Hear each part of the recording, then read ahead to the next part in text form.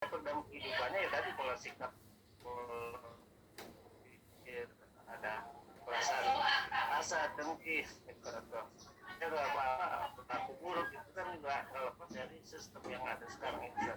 Jadi tidak ada kesinkronan antara ibadah mahdoh dan negara mahdoh ya. Makanya sebab kehidupan merusak baik hidup hati johir atau batin atau dinnya sekarang rusak seperti itu. Gimana lihat Ustaz pandangan secara keseluruhannya gitu ya. Syukur Ustaz. Assalamualaikum. Waalaikumsalam warahmatullahi wabarakatuh. Baik, iya, jadi penyakit-penyakit hati dan ini menimpa semua masyarakat dari berbagai lapisan ya.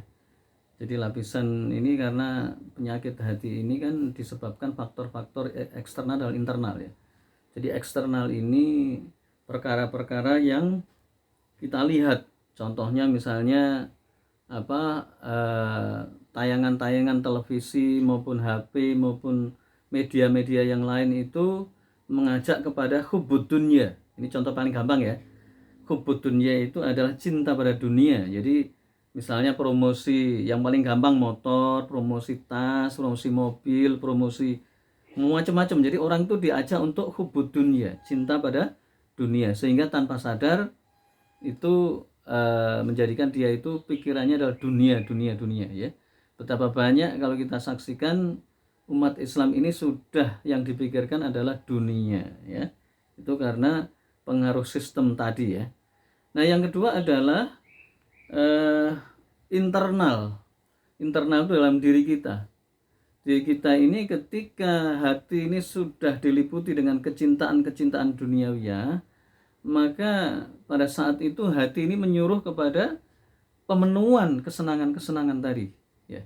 Maka sering saya sampaikan dalam pengajian saya itu bahwa nafsu itu seperti anak kecil. Jadi anak kecil itu ketika minta sesuatu maka dia akan menangis sebelum permintaannya itu dipenuhi. Maka ketika permintaannya dipenuhi, apakah sudah puas? Belum. Dia akan minta lagi, tidak ada batasnya. Itulah nafsu. Nah, celakanya nafsu itu sekarang ini oleh negara itu dipenuhi, disponsorkan, ditumbuh kembang biakkan, dilindungi dan dibesarkan. Kenapa demikian? Karena memang negeri ini adalah sistem kapitalis. Sistem kapitalis adalah sebuah sistem yang dikendalikan oleh sekelompok orang yang pemodal. Nah, pemodal inilah yang terbentuknya sebuah negara. Negara ini mau diapakan itu tergantung segelintir orang kapitalis ini yang punya duit banyak ini. Maka contohnya misalnya Indonesia ini mau dibikin negeri yang konsumerisme, yang sukanya beli barang. Ya sudah punya ini beli lagi, punya itu beli lagi, dan seterusnya. Dan hidupnya untuk beli dan beli. Ini ada beli.com, ada Shopee dan ini. Bukan tidak boleh, tetapi itu adalah melebihi daripada kewajaran. Ya. Jadi contoh yang paling gampang, setiap tahun harus beli baju baru, setiap saat harus beli mobil baru, setiap saat pamer ya. Kalau kita saksikan ada mulai dari TikTok, YouTube, kan pamer-pamer. Kemarin ada Crazy Rich ya. Crazy Rich itu contoh yang paling gampang ya. Betapa orang itu sudah punya penyakit hati tapi nggak disadari.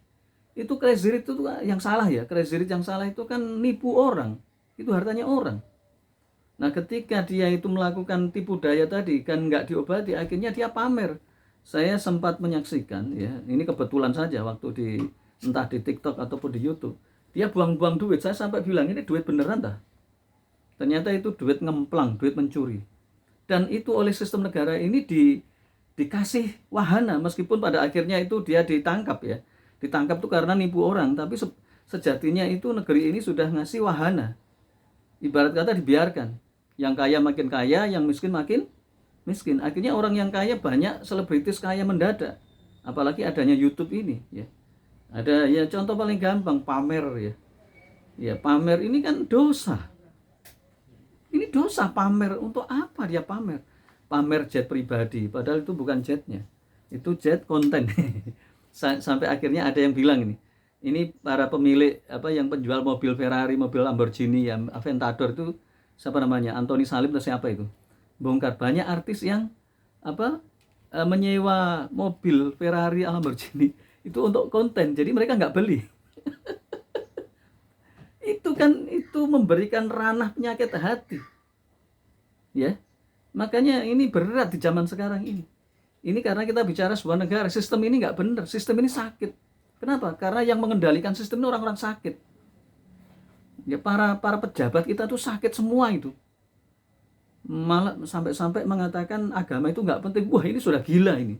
Ini bukan sakit lagi, gila ini. Pejabat kita itu banyak yang gila. Ya. Siapa yang korupsi? Berapa menit lagi? 5 menit cukup? Mau berangkat sekarang ya? Ya. Ntar. Ya itu ya. Jadi ibarat kata kita ini mengalami suasana yang mengerikan ya. Negara kita ini nggak bener. Kemudian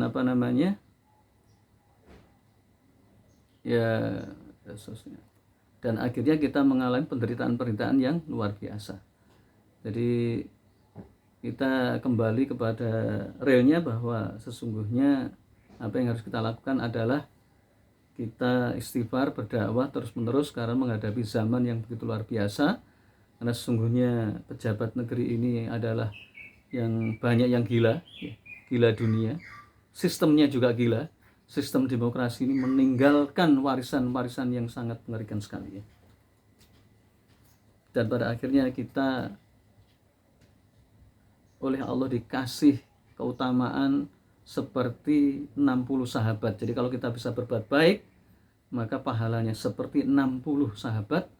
Ya, kalau kita bisa menahan diri dari kemungkaran, menahan diri dari kemaksiatan, maka pahalanya seperti pahala 60 sahabat. Karena kita hidup di akhir zaman, di mana akhir zaman ini begitu luar biasa, mengerikan sekali. Aku qouli hadza wa astaghfirullahaladzim innahu huwal ghafurur rahim.